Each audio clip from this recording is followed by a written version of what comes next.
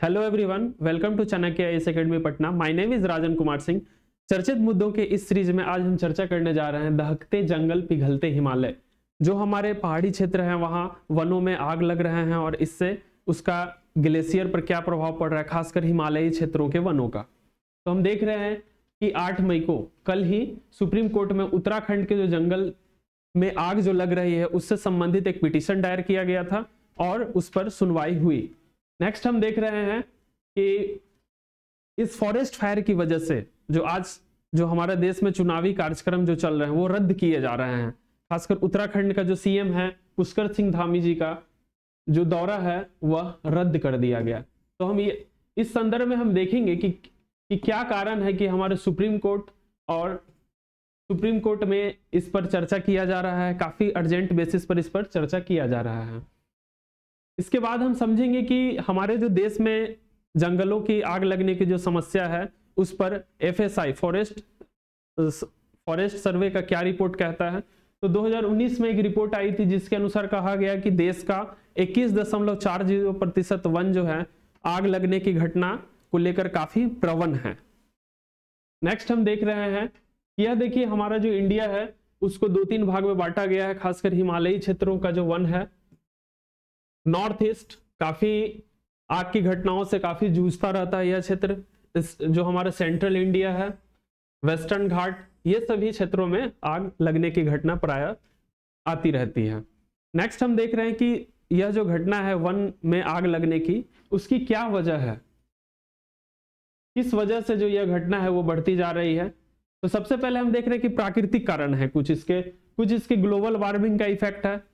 फिर हम कुछ देख रहे हैं कुछ लापरवाही भी इसमें काफी योगदान दे रहा है। तो प्राकृतिक कारणों में हम देखेंगे कि हिमालय का जो क्षेत्र है, हिमालयी राज्य हैं, खासकर हिमाचल प्रदेश और उत्तराखंड, इन जगहों पर जो यह मौसम है, खासकर मार्च अप्रैल मई के महीनों में बायोमास काफी जमा हो जाता है पत्तों के रूप में। पेड़ से जो पत्तियां गिरती है वो जमा हो जाती है और इस समय जो मौसम काफी शुष्क रहता है, जिसकी वजह से कहीं पर भी यदि आग लगती है तो पूरे क्षेत्र को, पूरे वन को वो प्रभावित करता है।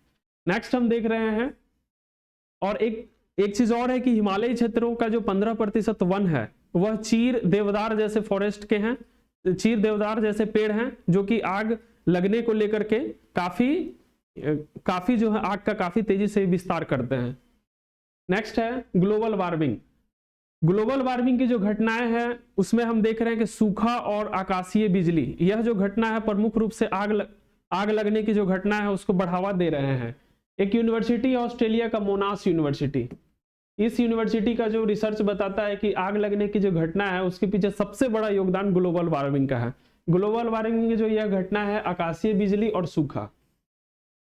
नेक्स्ट हम देख रहे हैं कि लापरवाही, स्थानीय लोग होते हैं या पर्यटक जो होते हैं कई मामलों में लापरवाही बरतते हैं और इसका परिणाम आग लगने के रूप में आता है। स्थानीय लोग, यह जो महीना होता है खासकर मार्च अप्रैल मई, आदिवासी लोग जो है महुआ चुनने के लिए या और भी वन के उत्पाद के लिए जंगलों में जाते हैं और इस समय वह छोटी मोटी गलतियां करते हैं और जिसकी वजह से जो है आग लगने की घटना आता है। जो पर्यटक भी जाते हैं इन क्षेत्रों में तो कई बार उनकी छोटी मोटी लापरवाही बड़ी घटना के रूप में सामने आती है।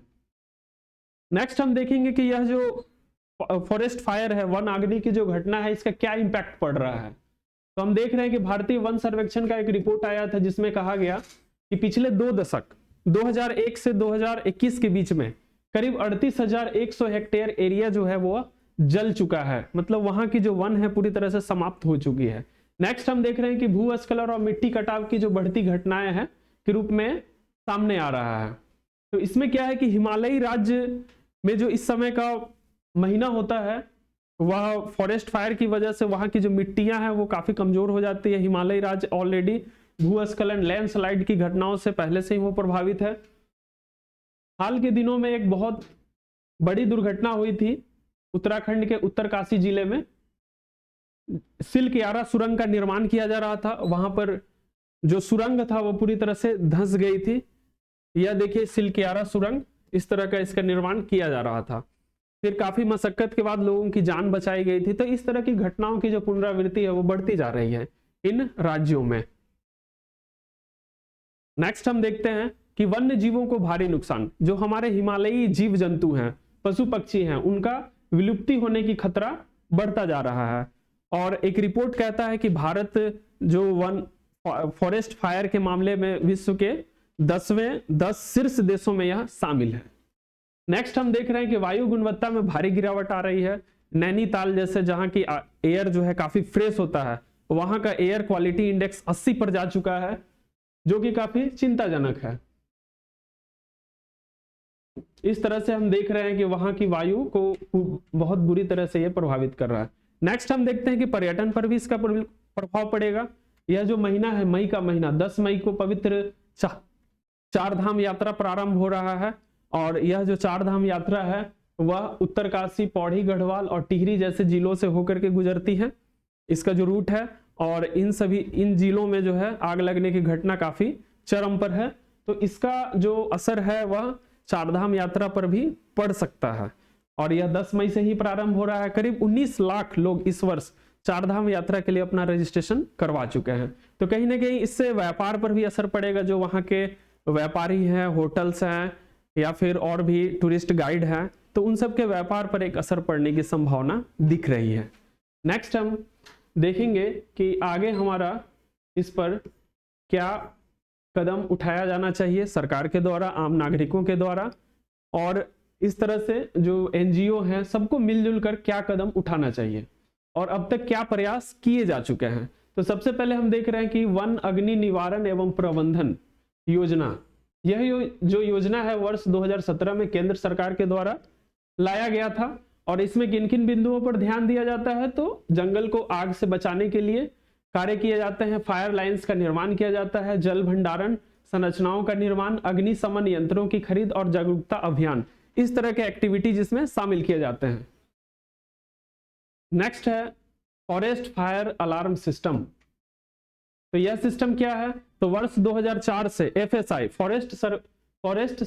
इंडियन फॉरेस्ट सर्वे, जिसका मुख्यालय कहाँ है, देहरादून में, वह सैटेलाइट आधारित इमेज के आधार पर जो है लोगों को पूर्व सूचना भेज रही है, और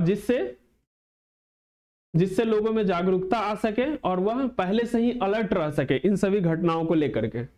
नेक्स्ट है कि भारतीय वन अधिनियम 1927, इसके तहत जो जंगल में अवैध निर्माण होता है उसको भी हटाने का कार्य किया जा रहा है। नेक्स्ट है अग्नि क्षति पर डाटा का विश्लेषण। अब बहुत बड़े क्षेत्र में यदि आग लग जाता है तो लोगों को भी जान माल का नुकसान होता है, तो उनका जो विश्लेषण है कितना नुकसान हुआ वह भी कार्य सरकार के द्वारा किया जाता है। नेक्स्ट है FSI का वन अग्नि पोर्टल, एक पोर्टल लॉन्च किया गया है। इसका तीसरा वर्जन 3.0 वर्जन जो है वह जनवरी 2019 में जारी किया गया था। नेक्स्ट हम देखते हैं जंगल की आग को भारत सरकार ने आपदा घोषित किया है। जो जंगल की आग है खासकर पहाड़, हिमालयी क्षेत्रों में, पठारी क्षेत्रों में, प्रायद्वीपीय पठारी हिस्सों में, तो वहां का यह जो घटना है इसकी बढ़ती हुई पुनरावृत्ति को देखते हुए भारत सरकार ने इसे एक आपदा के रूप में घोषित कर दिया है और देश के करीब 150 जिले इसमें शामिल हैं। नेक्स्ट है कि हमारा आगे किस तरह का प्रयास रहना चाहिए। तो सबसे पहले हम देखते हैं कि जंगल के आसपास रहने वाले जो लोग हैं, नियमित रूप से सरकार के द्वारा जो प्रसारित किया जाता है सूचनाओं को, उसका प्रसारण को सुने और आवश्यक निर्देशों का पालन करें। खासकर जो असुरक्षित महीने हैं, मार्च, अप्रैल, मई का जो महीना है, इन महीनों में पर्यटकों को विशेष सावधानी बरतनी चाहिए। लोग एंजॉयमेंट के लिए वहां जाते हैं, लेकिन इस दौरान वो काफी छोटी मोटी गलतियों की वजह से काफी बड़ा नुकसान होता है। इस दौरान वह वन मित्रों का सहयोग कर सकते हैं।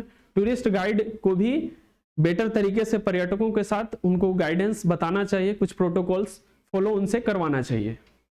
नेक्स्ट है कि ज्यादा से ज्यादा फायर स्टेशन का निर्माण किया जाना चाहिए। देश में इस वक्त 2246 फायर स्टेशन है, 2246 फायर स्टेशन है, तो इन स्टेशनों की संख्या हमें बढ़ानी पड़ेगी। नेक्स्ट है फायर हॉट स्पॉट की पहचान। कुछ ऐसे क्षेत्र होते हैं जहां बार बार आग लगने की घटना होती है, मतलब वहीं से वो पॉइंट होता है जहां से आग लगने की घटना की शुरुआत होती है, तो उन जगहों का पहचान करना पड़ेगा और उन्हें निगरानी करना पड़ेगा, नियमित रूप से उनकी निगरानी करनी पड़ेगी। नेक्स्ट है मॉक ड्रिलिंग। मॉक ड्रिलिंग काफी इफेक्टिव होगा खासकर एनडीआरएफ, एयरफोर्स, इन सबको मिल करके मॉक ड्रिलिंग करना पड़ेगा। हाल ही में हम देख रहे हैं कि ऑपरेशन बॉम्बी बकेट चलाया गया था। ऑपरेशन बॉम्बी बकेट कहां चलाया गया था? नैनीताल में।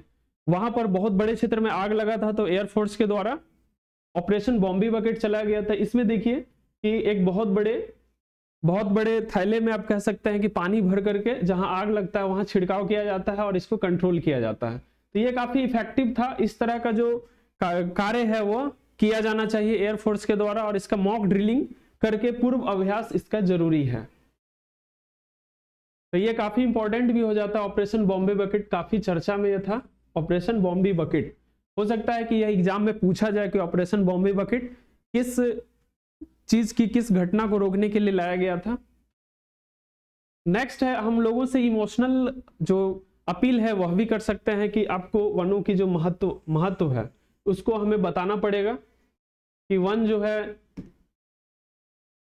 जो है एक पुत्र की तरह जो है लोगों की, समाज के लिए वो सेवा करता है, स्वच्छ वायु प्रदान करता है, ईंधन प्रदान करता है, खाने पीने की चीजें भी वो प्रदान करता है। तो कहीं ना कहीं हमें इसे बचाना पड़ेगा और इसका महत्व को समझना पड़ेगा। नेक्स्ट है, इसमें एनजीटी, नेशनल ग्रीन ट्रिब्यूनल, इसकी जो भूमिका को बढ़ाना पड़ेगा। इसे हमें काफी ज्यादा पावरफुल बनाना पड़ेगा। जो भी प्रोजेक्ट्स देश में चल रहे हैं उसका पर्यावरणीय रूप से उसका ऑडिटिंग करवाना पड़ेगा, जिससे जो है सही ढंग से वह कार्य कर सके और इस तरह की जो आपदा वाली स्थिति है उससे निजात पाया जा सके। तो इस तरह से आज का जो हमारा सीरीज है वह यही समाप्त हुआ। Thank you. आप लोगों को कैसा लगा ये सीरीज? लाइक करें, सब्सक्राइब करें और कमेंट जरूर करें आप लोग।